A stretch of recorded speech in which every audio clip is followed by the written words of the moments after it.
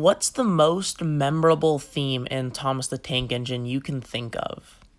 Maybe it's the funny stories or the heartwarming stories. Maybe even the fast-paced action ones. All of these and many more are all fantastic themes that the series has dabbled in. However, my favorite theme of stories in Thomas is horror.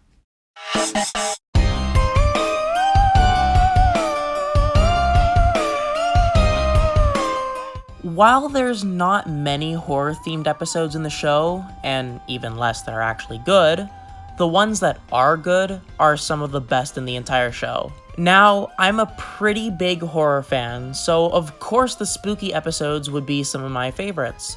My all-time favorite episode is Season 5's Haunted Henry. The scary episodes from the classic series are fantastic with atmosphere and cinematography, which gives the viewer an unnerved feeling. Which leads us to the episode, Duncan Gets Spooked. This is an episode that needs no introduction. It is, without a doubt, one of the best spooky episodes in the show, and overall is one of the best episodes. The most impactful scene in the episode was when Duncan sees, or thinks he sees, the ghost engine from Rusty's story. It's a really spooky visual, and I love that it's never made clear on whether it really was the ghost engine. Speaking of ghost engines, that's exactly what Trackmaster custom I wanted to make for Halloween. My name is Railway, and today we'll be taking a look at my Trackmaster custom of Rusty's ghost engine.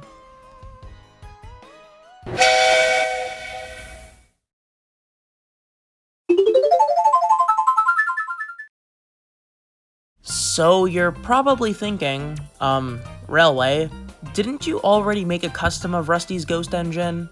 And, well, yeah, I did, but I felt I could do a better job than my previous attempt. This custom should be relatively simple, as the ghost engine is just a recolor of Skarloey. So using the base from the original custom, I was going to just make it look more realistic, and add more detail, as well as moving side rods and a new face. So with the design in mind, I started work on the custom.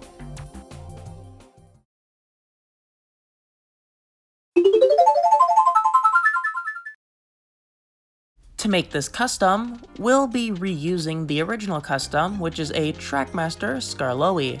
First things first, I disassembled the engine and removed the motor unit. Originally, I used the front wheels from a Trackmaster 2 Percy for the wheels at the front of the engine. Because I wanted to give this engine a more accurate wheel arrangement to the prop and real-life engine, I was going to have to remove these wheels as they would not accommodate side rods. I removed the wheels and glue that held them together and got the tender wheels from a Trackmaster Edward. The Trackmaster 2 wheels were too small, so these much bigger wheels would work better. I gave the chassis a wash to remove any dirt or paint that might be on it. Once that was dry, I started work on the front axle. I drilled a small hole in both wheels for the side rods. I used a cotton bud stick for the axle as it's just the right size and is strong enough for the wheels to hold. I cut it to the size I needed and glued the wheels on. I should mention that this design is actually inspired by another Trackmaster custom maker. I can't remember who it was though, and I don't think they even make videos anymore, but if you're watching this, thank you for your wisdom. Once that was done, I removed the middle wheels on the chassis and sanded down any plastic that was in the way.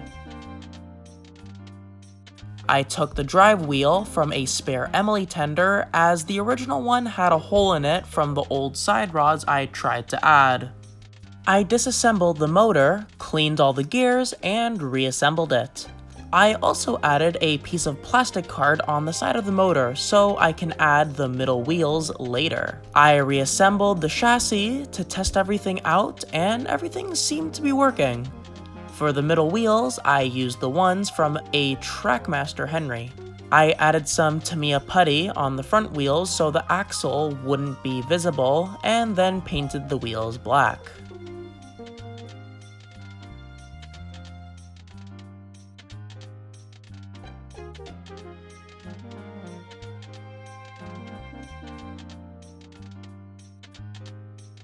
While that's drying, let's start working on the engine body shell. I let the engine soak in warm water so the paint would be easier to remove. And once I got most of the paint off, it was time to repaint it. I settled for a warm gray for the engine and added red lining on the boiler and coal boxes with a red Posca paint pen. The reason why I'm adding this detail is because I wanted some of the original color of the engine to show through the rust. Don't worry, cause I ended up adding too much rust detail so you can't even see what color the engine was before.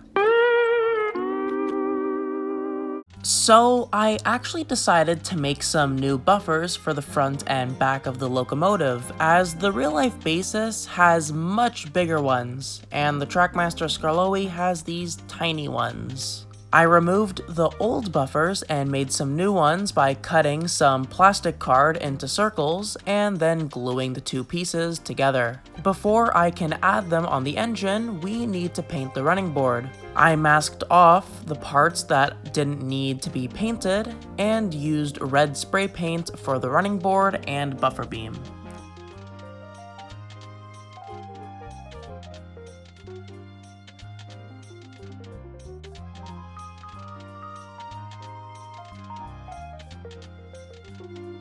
I also decided to paint the cab windows too.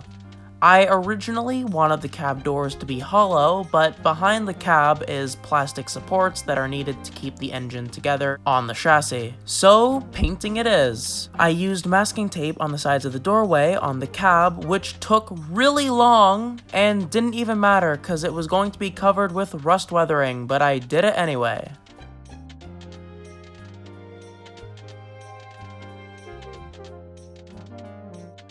After that, I added the cab windows, which were made from these stickers, and added the buffers. I test fitted the engine body on the chassis, and the wheels didn't have enough clearance to move properly, so I used a Dremel tool to remove some of the plastic underneath the running board.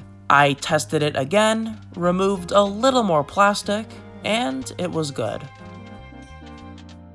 The wheels were added on the chassis, the motor box was painted black so that it blends in with the chassis, and that's pretty much everything aside from the side rods, so let's start adding the weathering details. First, I used an acrylic black wash to make the paint more dirty. After that, I used a sponge and brown paint to add the first layer of rust detail. Next, I did the same thing but with orange paint. Once that dried, I added another layer of the acrylic wash. One thing I really wanted to add to this custom was a bumpy effect in the paint. Sometimes, when something is really rusty, it actually starts to bubble, and that's the exact effect I wanted on the engine. I found this amazing video on how to make different rust effects by Bill Making Stuff. Basically, what you do is mix baking soda, glue, in this case I used Mod Podge, and brown paint. This makes the paint have a grain texture that looks just like rust. Once I added it to the parts of the engine I wanted, I added a little bit of extra glue on top just to make sure it wouldn't fall off.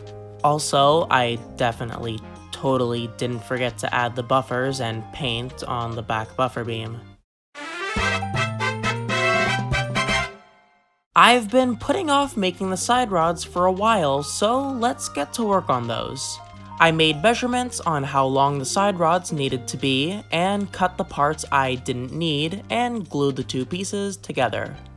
I used a cotton bud stick for this thing that holds the side rods, and made these little things that will keep them from sliding off the wheels. Once the paint was dry on the train, I gave it one last coat of acrylic wash, just to really make it look rusty. For the final bit of rust weathering, I was going to use some new pastels that I bought.